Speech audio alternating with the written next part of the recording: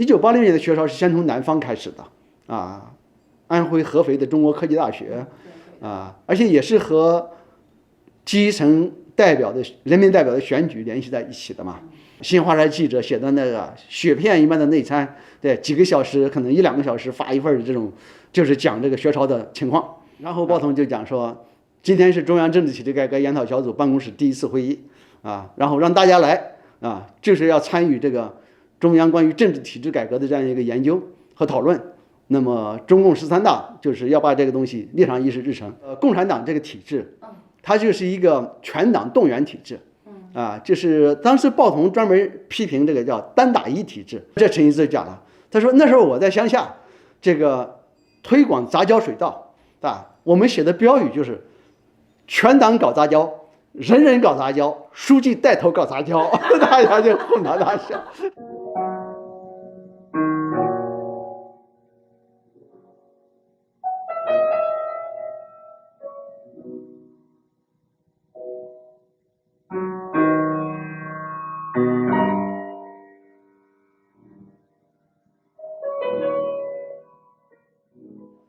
因为您当时还是在人民日报是一把好手嘛，所以现在知道他们是有意的要去人民日报挑一个来做这个政改办的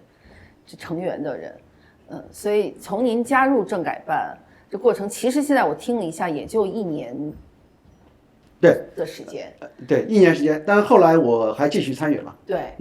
这几年，但是其实决定了你后面这几十年后面的道路。但在那段过程中，我相信您接触的人，包括刚才我们说到赵紫阳、鲍同，还有就是这个知识圈子里或者意见圈子里熟悉，但是中国的公众现在可能都不知道的名字，像严家琪、陈一之，这些人您都有过很深入的交往。我其实想听一听，就是您整个政改办这一段生活，我们并不是说要怀旧是什么，其实我认为是在你这个阶段中间有一些人，他真的是不管是做人，我们昨天讨论到了，不管是人，他们都是就那个时代出来的最重要的人，这些人也应该在历史上有一个属于他的一个版本的故事。所以您讲一讲几个人，您觉得这几个人您是觉得不管是当时他们发挥的作用，还是跟他们交往，你觉得这些人都是应该拿出来说的，说白了是要进历史的一些人。这个角度很好啊，是因为实际上当时我想政改办内部那个氛围，大家互动的这样一个情况，应该在此前和此后的中共的高层是很少有的。那么这个呢，是高层决策的是一个以什么样的状态、什么样的氛围、什么样的情绪啊，那么什么样的言论环境来形成的？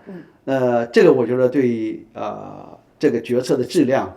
决策的方向，然后你看，就是当大家怀念1980年代的时候，那就在说你可能有些话你可能能说出来，那么这个就不一样了。所以你比如说我个人参加这政改办这个非常偶然吧？对，这个从头讲起的话呢，就是1986年中秋节这一天，对，那这天现在应该一查应该查到了，就是阳历是多少号。但是我印象深刻的，因为那天是中秋节，中秋节呢，我就想，哎呀，早早的，就是说从办公室溜掉，找个地方去找朋友喝酒去吧，对，这个，所以可能我记不清，可能4点钟，比如说，我就从办公室溜出来了，对，那个办公室两侧长长的自行车棚，然后我就到自行车棚去推自行车，推着自行车准备跑掉，迎面就碰上了我们那个时候的最年轻的副总编辑，原来是我们评论部的副主任，对，但我当时就很尴尬，而且这个偶尔倒退一次就被领导给碰上了，这非常尴尬。结果他上来就叫着我，他就说：“子阳到报社来找秘书，你知道吗？”我说：“我怎么知道？我肯定不知道的嘛。”我说：“这和我有什么关系？”他说：“你觉得报社谁去合适啊？”我说：“我就说了一个人，对，那个人是一个当时是科教文部的我就说他，对，他说。”你觉得你自己合适不合适啊？对，这个他就问我这么说，我说我不太合适吧？我说我这人这么不听话，对，而且这个不善于做这些各个方面处理各个方面的关系他就说那就说了这么几句就完了完了他就进办公楼了，对，我就接着就溜掉了，反正是这个，然后呢，就有一天，没几天，可能同一个星期或者怎么着，对，有一天早上，我一般因为住在报社里嘛，这个又是单身，上班上的早，早早吃完早饭就跑到办公室里，刚进办公室电话铃响了，拿起电话来，对面是另外一位副总编辑，也是我们当时报社最年轻的副总编辑，他们这两个人都40来岁，40来岁副部级干部都很年轻得志的，这个他就是他电话很逗，他上来先问旁边有别人吗？我说没有，他就跟你说，他说你把你找几篇你自己得意的文章送给我，我有用处，然后说就这个，尽快。我心想这什么事儿啊？对，这个我还好，在报社内部我有通天，我的研究生导师是副总编辑嘛，对，这就是第3个副总编辑出场了，那他比这2个都地位高了，他也是主管我们这个部门的，所以一上班我就跑去找我的范老师去了，我说今天早上大宝打个电话给我，让我做这个事儿，说找几篇文章给他等等，我说什么意思啊？我们范老师说，他说这事儿他还当真了，他说昨天或者可能好像就是昨天他说这个子阳的秘书鲍彤来了，他说到这里呢，这个就是和我和大宝我们三个人聊了一阵天，说他就问到说报社有什么这个年轻人写东西比较好一些，比较会写的说能不能选到这个总理办公室里去然后他说，当时我和大宝就说，他开始没说选到总理办公室，开始就说报社有什么年轻人东西写的不错他说那我和大宝都说你然后他们就说选到总理办公室去说那让大宝说找几篇文章给我看一看这个老范说，我当时就说他以前做过秘书，他是不喜欢做这个事儿的这个他说我没想到大宝那个对这个事儿很认真结果他说那这个你得选你不送也不好那大概范荣康这句话特别好玩，范荣康他说你那些写的好的文章都很自由化相信鲍总也不会看中的对，这个就是说我们当时找人这个有意思就是考量不一样最后我们完全不知道他要找什么对，就我们的判断完全是错误的对，那我也知道就是说确实我写的好的文章，自己得意的都是比较自由化，能够表达自己想法的。那等于老范也给我一个暗示，就是吧？也给我一个暗示。对，你要不想去的话，那很简单，你把你那个一看就政治上有点犯规的文章选来嘛。结果我就选的文章呢，其中一个就是讲这个政治改革这个文章，这文章犯规不能公开发在内参上的，那我就把这个文章选了，还选了一个文章是骂这个舆论控制的。对，正中下怀。选了那么4、5篇文章吧，就交给大宝了。然后这事儿呢，然后就中间拉锯，拉锯说大宝是说鲍彤看这文章说这人我要了，对这个老范马上就说我们对鲍彤不了解他说怎么他就看到这文章反而他就要了，最后中间拉锯就是说，就是我到底去不去干这事儿这个。在这个过程当中没有下文的时候，就有一天，可能10月初，我到报社外上午去开会，然后在那吃完饭，回到报社办公室，一看我办公桌上放了一个纸条，报社办公厅说，这个中央办公厅通知你3点半到地安门西大街38号中直机关招待所去开会。那个时候也不问开什么会，记者嘛是吧？什么会都可以去，就去吧。然后你一看这时候已经3点了，赶快骑个自行车就去，到了那里呢，那是个院子，那门口有2个人站在那儿，一看一个人骑个自行车正咚往里闯，就马上说，是吴国光吧？我说是，他说好，赶快来。然后2个人就带着我上了2楼一个会议室一个长方的样会议室，摆了一圈沙发一圈人坐那里。烟雾腾腾了，已经开始了。已经抽了。我没有意识到，对，烟雾腾腾是这样，他们已经在那坐了一阵子了。对，这个我到那个西北角的沙发还没坐下呢，对，这有一个人就开始讲话了。他说现在我们开始开会每个人先做一下自我介绍我是鲍彤，总理秘书。哎呦，我这一看说哦，这就是报童啊！就是前一段时间，我觉得那些事儿反正离我很遥远的我不过就是送了几篇文章。那现在好，这报童出现在我面前了，然后他就开始就是说让大家挨着介绍。对，等我介绍的时候，我先说我还没开始张口呢，轮到我了。报童就是说，大家都对他印象深刻。对，第一次开会就让我们等了半个小时，我一下也急了。对，我说我就迟到5分钟啊，大家都乐了。对，这个那不知道怎么通知错了或者怎么回事啊。然后报童就讲说，今天是中央政治体制改革研讨小组办公室第1次会议然后让大家来就是要参与这个中央关于政治体制改革的这样一个研究和讨论。那么中共13大就是要把这个东西列上议事日程这个工作如何重要现在就是今天就是碰一个头，这个告诉大家这件事情，然后就散会以后，对，回本单位交代工作，1个星期以后搬到这儿来住，白天晚上都在这里上班，这个星期天可以回家1次，这个暂定1年，那这个就住进去了，住进去了。这些人当时我都不认识，但是呢，报童是因为中间有那么一个过程，我知道他。那么严家琪，我当然知道，当时中国社科院政治学研究所所长对，他当时也是政改办的负责人之一。然后就是陈一之，他是当时是中国经济体制改革研究所所长，他呢是在政改办负责日常运作，没有头衔，没有职位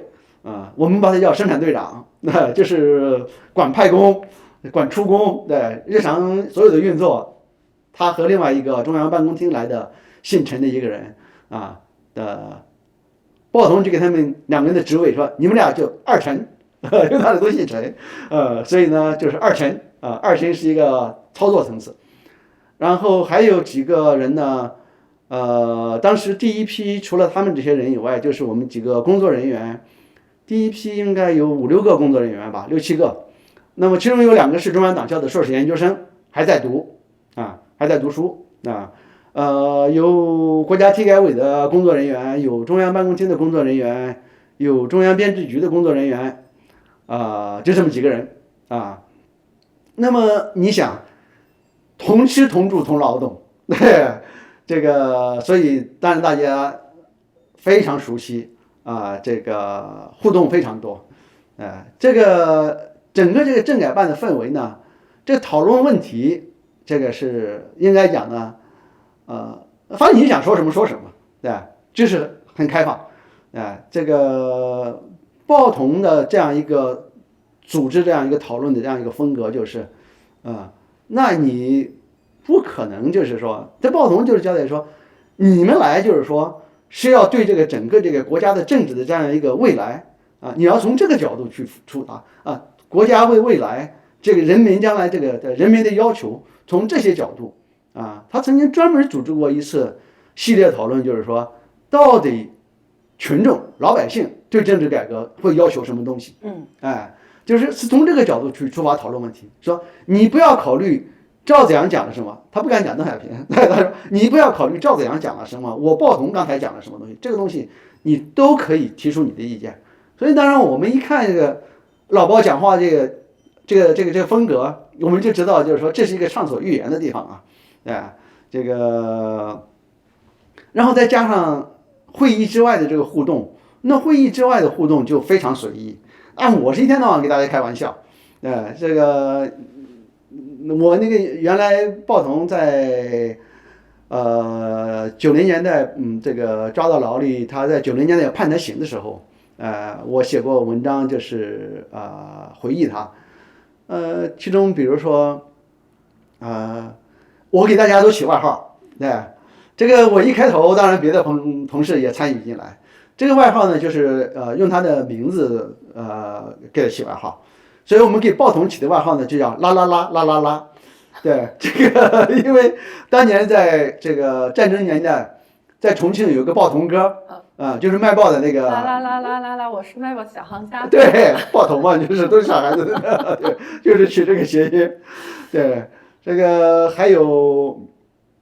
这个很多这类似的了，比如说鲍同后来他成为鲍同的秘书，对，这个吴伟，我们俩是二吴，就是我们俩是负责文字，基本上都是文字是我们俩负责的。他后来就给鲍同做秘书。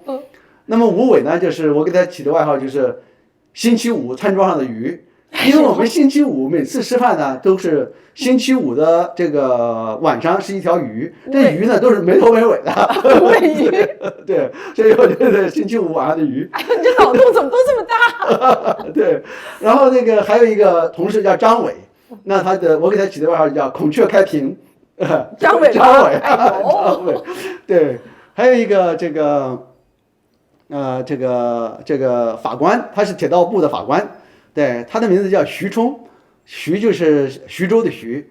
冲就是冲锋的冲。那我给他起的外号呢，就叫张占民下象棋。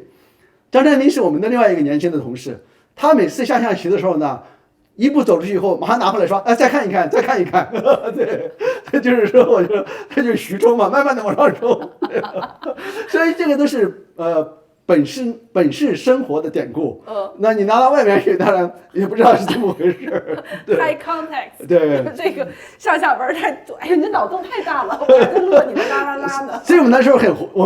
一起，很好玩，很好玩。我以前是从来不看武侠小说的啊，北大中文系的毕业生看武侠小说有点丢谱吧，是吧？对，这个，但是那个里面呢，就是看武侠小说的人很多，而且老包讲呢，他说他从年轻的时候就看很多武侠小说啊，什么平江不肖生，这名字我都是从他那儿听到的啊，这就是这个30年代的那些武侠小说家，对，这个所以呢，我们还有一个呢，就是叫沪深大侠，对，是吧？比如说我们就从老包就是包大侠。对，我就是吴大侠，对，徐冲就是徐大侠，对，就是这个，就是这个样子，所以这气氛就是，对，说难听点有点没大没小吧，对，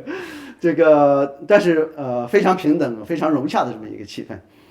在这个呢和讨论问题的时候，你也会感觉到就是说，讨论问题的时候大家要严肃认真，但是实际上呢，人和人的关系是一样的啊，我并不在乎说。你是一个部长，对，我是一个白丁，或者说啊，你的观点是那样子，我驳斥你的观点了，是不是咱俩就有什么过节啊？那完全都没有这种顾虑，这个，所以这里边这些，你比如陈一之吧，陈一之我就是叫他师兄啊，因为他是北大中文系毕业的，他是50年代进入北大物理系，然后呢，好像是因为发表什么意见反右雄，就搞到他了，就不让他学这种。尖端的专业，那就去他就到了中文系，所以我就一口一个师兄，对这个，这陈一之呢，他在文革期间下放到河南，他当过公社书记，他呢经常讲一些农村的这个笑话，而且有些当然就是带颜色的了，对，所以呢这个黄色笑话，对，你比如说我们讲说这个共产党这个体制，它就是一个全党动员体制，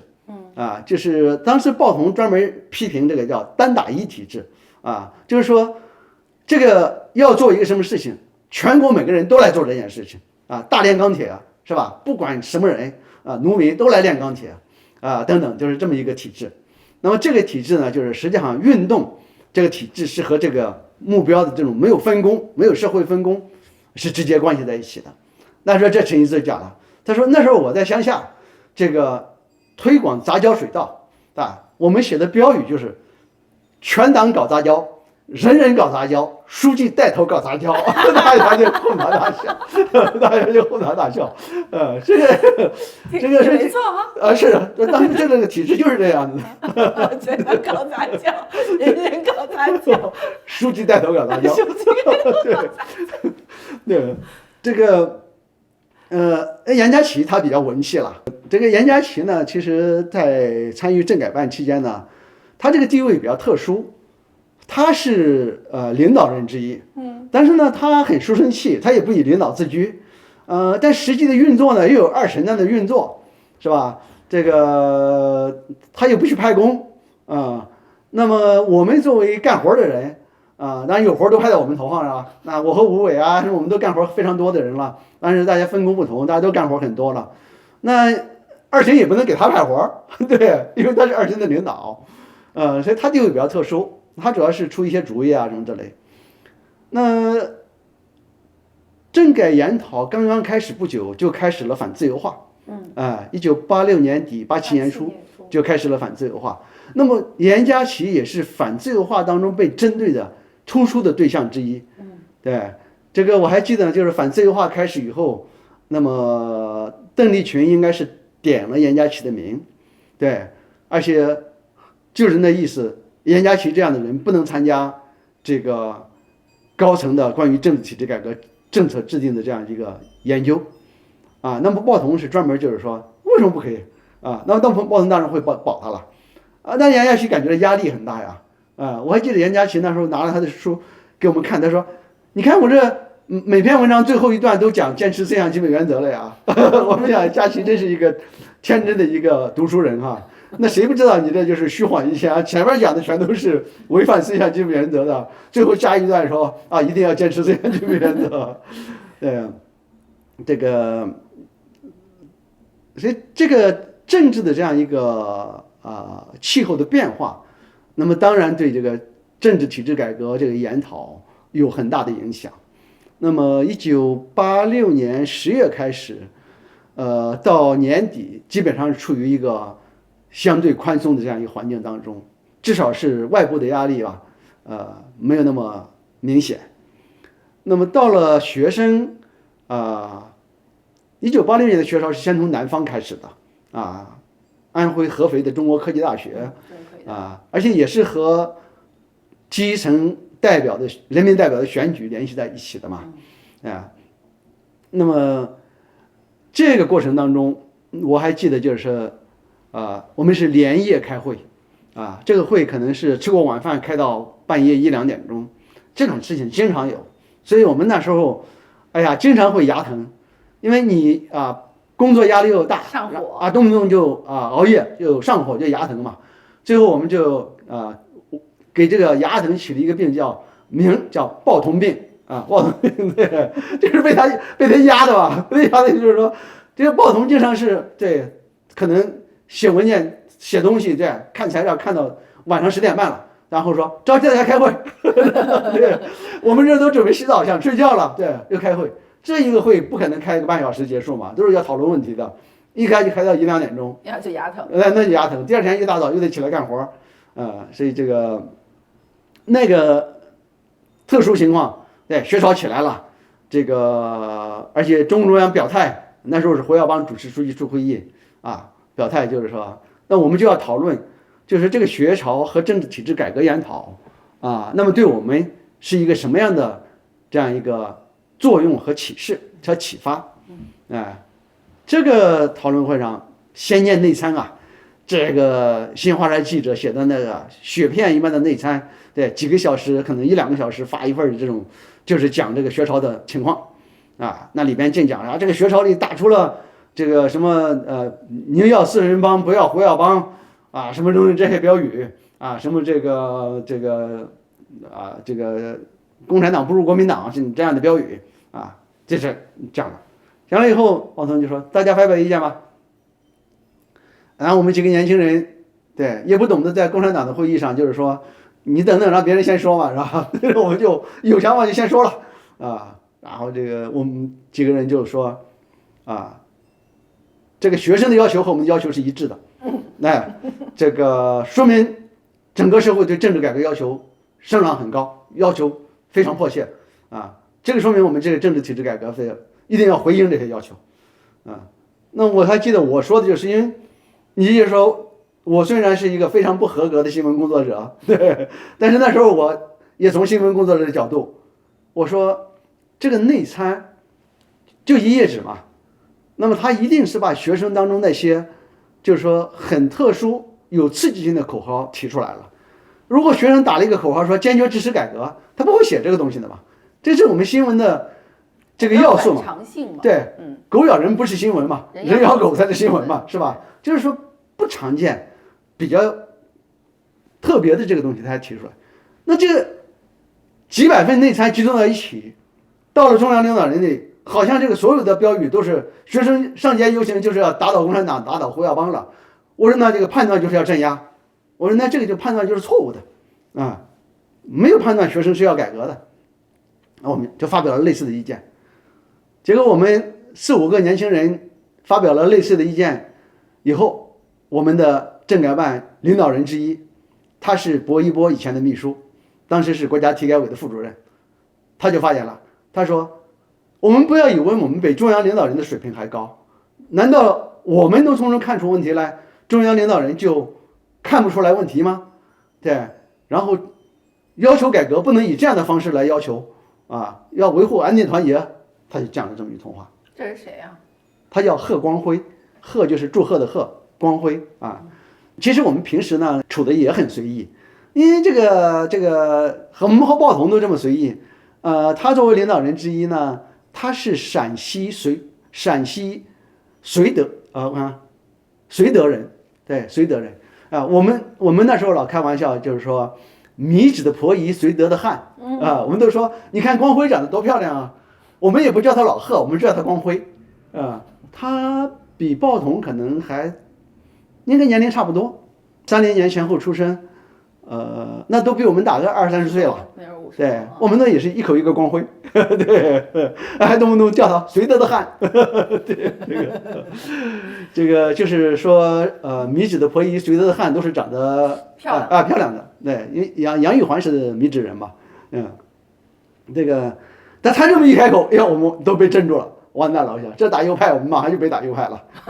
对呀，完蛋了，这时候他讲完了，鲍彤马上接口，这个鲍彤现在说的那个话我什么意思我记不清楚了，对，反正也是很委婉，不会让光辉觉得是在批评他啊，但是也让我们感觉到是在鼓励我们讲，这一下放松了，对，就是这么一种讨论的情况哈，这就是。后来鲍彤专门讲过一个话，他说，这是有一次就是提出这个利益集团问题，那个时候我们对利益集团的这样一个理解呢，就是这个等于社会不同的阶层、不同的利益要求。那么对于政治改革，当然社会不同的阶层、不同的群体不同的这样一个利益要求是不同的，我们就要讨论这个问题。我印象很深的，鲍彤讲了一句话，鲍彤说我们这里面也有不同的利益集团。还有严家琪还给我私下里专门跟我讲说，咱俩是一个利益集团，对，都是就是说比较有学界的这个舆论界、知识分子界这样的，不像他们从党政机关来的人，可能又想法又不一样，这个鲍彤讲一讲他个人的故事哈，他很有意思，他呢这个有一天传了一个卡个，对。这个来吃午饭，对，我们是在这个中职招待所那食堂吃饭，那时候真是吃的不好。我记得吴伟他回忆，他说吃的还挺好的啊。我说我觉得吃的不好。他说星期五中午，每个星期五中午吃面条我都吃不饱，因为呢他的小碗特别小，这么小的一个小碗，那个大面条这个一根可能搞进去就满了，对。然后那你不可能就是去盛10碗，那不好意思吧？对，盛了3碗，最后吃了3根面条，算了吧，不再盛了。对，这个完全没有今天的这个官员的腐败这个那时候有一天吃午饭呢，鲍彤就穿了一个夹克下来吃午饭了，那我们也没注意到他穿了个夹克，对。最后吃到半截，老包实在忍不住，老包说：“你们没注意到我今天穿了一个新夹克吗？”我们就说：“哦，是啊，说很漂亮啊。”老包说：“我女儿刚从美国回来，给我买了。”哦，鲍姐买的。鲍姐那时候是在一个外资公司工作嘛，对，可能到美国去开工作会议还是怎么着，给他爸买了一个夹克。买了件美国夹克，你们都没注意到。对，后来我们然后夸奖完了以后，马上意识到说怪不得今天老包在室内也要穿一个夹克。我说我们刚才没注意到，实在是抱歉。老包说是啊，说本来就是说我穿这个夹克挺热的，但是想让你们看一下嘛。对，因为开会，颜色的，我们整个都在室内开会嘛。所以对啊，专门去显摆一件夹克，你们都没人注意到。对，当时可能也是不知道，可能他进来的时候，我们跟他们瞎聊什么东西啊。吃面条。根本就对这个东西，这个这个老包很有童心的一个人嘛。对，老还有公长得也这个漂亮，后来可能不知道是不是这次，哎，就说起来了，说这个鲍同就说耀邦老说他是中南海第一个穿西装的，他说不是，我是中南海第一个穿西装的。他说他官儿大，所以最后大家都说是胡耀邦第一个在中南海穿西装。他说我就是这个就把我这个首创权就没有了，这个对这个很活泼的一个氛围。那个夹克什么颜色的？那个夹克好像是有点灰和米那个颜色，我印象中。挺好看的，你们怎么都没注意到？我们都是一帮土老帽，对，我们也看不懂这个东西，对，所以可能等他说的时候，我们赞美也是瞎赞美，对。